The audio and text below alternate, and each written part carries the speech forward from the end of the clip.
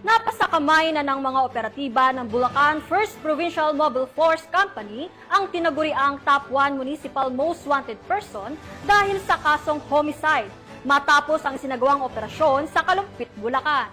Narito ang report ni Patrolwoman Pearl Crystalline Javier. Estado ng mga tauhan ng Bulacan 1st Provincial Mobile Force Company ang tinaguriang top 1 municipal most wanted person ng Pandi sa kasong homicide sa Barangay Chaong, Kalumpit, Bulacan nito lamang ika-8 ng Hulyo taong kasalukuyan.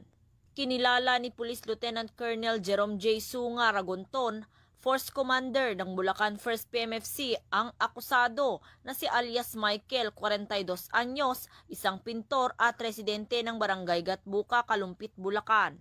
Dakong alas 4 ng hapon nang ihain ng pinagsanib na puwersa ng tracker team ng 1st Platoon Bulacan PMFC na pinamunuan ni Police Captain Mark Henry S.J. Gonzales, Giginto Municipal Police Station at 301st MC-RMFB ang warrant of arrest na inisyu ni Honorable Golda Pablo Salamat, Presiding Judge Regional Trial Court Branch 78 Malolos City, Bulacan na may 120,000 pesos na inirekomendang piyansa. Kasalukuyang nasa kustodiya ng otoridad ang suspect para sa tamang dokumentasyon at wastong disposisyon.